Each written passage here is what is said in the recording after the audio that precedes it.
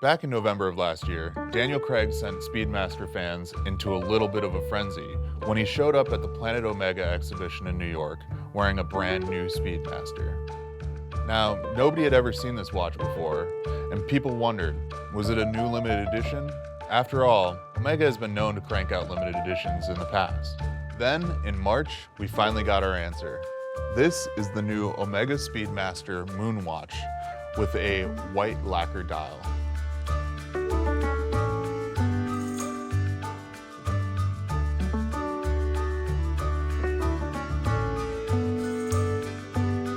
Essentially, this watch, the reference 310.30.42.50.04.001, is a white dial version of the current Sapphire Sandwich Speedmaster, which means it has a sapphire crystal at the front and a sapphire case back, allowing you to see the movement. Now, back in 2021, Omega released their current generation of the Speedmaster with a caliber 3861 master chronometer movement. The watch measures 42 millimeters by 13.18 millimeters thick, with a 47.5 millimeter lug-to-lug. The bezel is made out of steel with an aluminum insert that features the dot over 90 on the tachometer scale. The biggest change was a much improved bracelet, which tapers from 20 millimeters to 15 millimeters and has a quick extension that gives you anywhere from 1/3 to 2/3 of an extra link.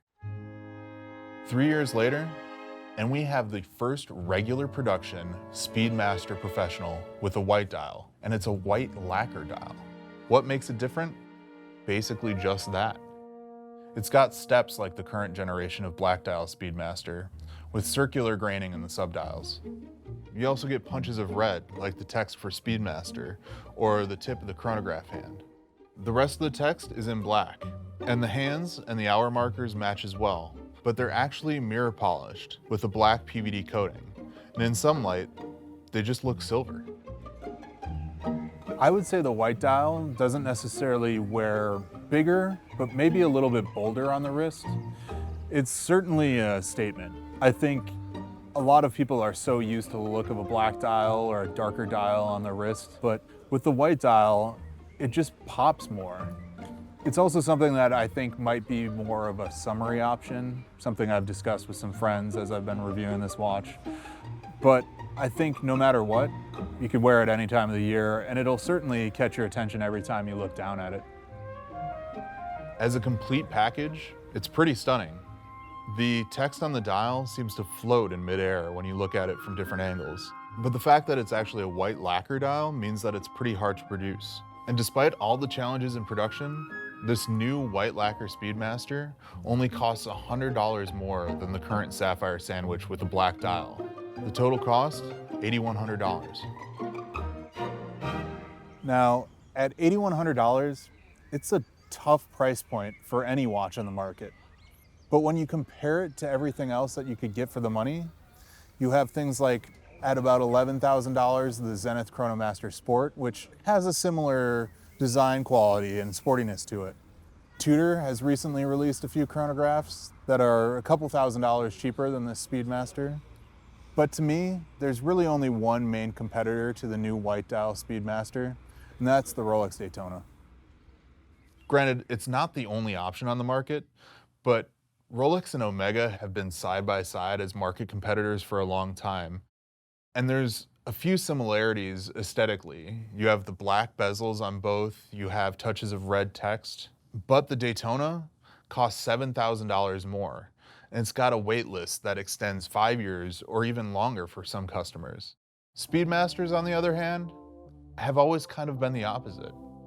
They're the watch that, if you were interested in something cool with a lot of history, you could walk into pretty much any dealer and buy one on the spot. But with the white dial, that's changed. I talked to an AD recently who told me that the waitlists now are starting to extend 1.5 to 2 years out. To be fair, a 2-year wait isn't nearly as long as a Daytona, but it is something that most Speedmaster buyers are probably not used to.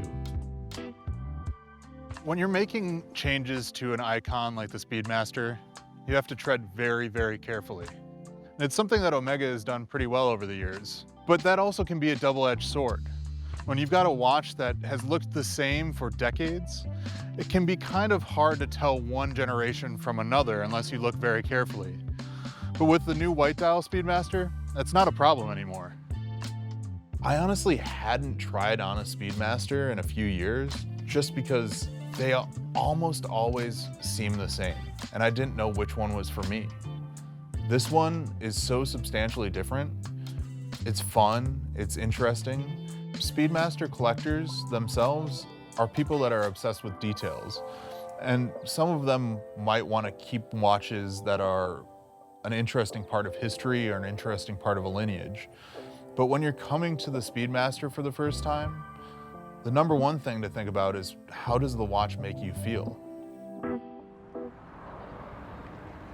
So after living with this watch for about a week now, I have a couple of thoughts, but the bigger thing is actually a question. If the old adage goes that every watch collector should have a Speedmaster in their collection, does that mean that you should have a black dial as your first watch, or is a white dial okay as well? Honestly, I don't think there's such a thing as a bad first Speedmaster. Your first Speedmaster doesn't necessarily need to look like the one that went to the moon. As a gut check, I also asked a close friend of mine who's a big collector of Speedmasters. He told me that surprisingly, he didn't even own a single modern Speedmaster from this current generation. That is until yesterday, when he and his father both picked up white dial Speedmasters as a little bit of a celebration and a token of their collection. You couldn't ask for a better endorsement. At the end of the day, I think this might be my favorite watch of the year so far. I think it's good proof that we probably should worry a little bit less about what other people think about us and the watches that we choose, and more about what moves you. It also made me more confident in the fact that, yeah, I think I kind of do want this new Speedmaster.